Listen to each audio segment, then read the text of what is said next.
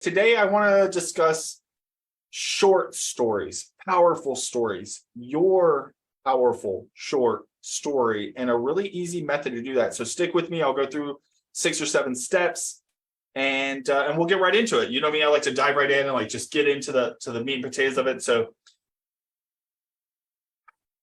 there's something that brought this about, and that was an observation. Have you ever seen somebody get up to tell a story?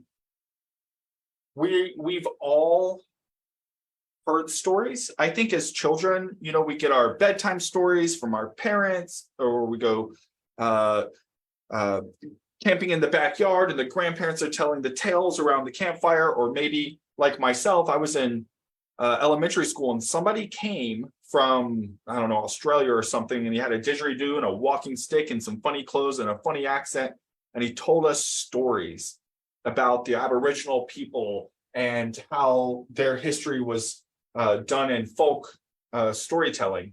And I just never forgot that experience. It was an amazing experience. And on the flip side, how many times have you been in a crowd or asked to listen to somebody speak, or at an event, right, where there's professionals at the front of the room, and they get up to start speaking, and it's like blah blah blah blah, and they go on to some tangent, and then they tell you something else, and it's like a testimonial. Like maybe someone goes, "Hey, look, let me introduce Bob, and hear how Bob got the results of this product," or something like that. Right? That's a really good short story opportunity. Whenever you bring somebody up in order to tell their short story, maybe you being a good model for them. That's where this really came about, is when I saw those and they were really bad models. Like when someone does a really poor job speaking, they go off on a wild tangent. Wait a second, that sounds like me sometimes. But anyhow, when people do that, the applause gets rolling and it keeps going.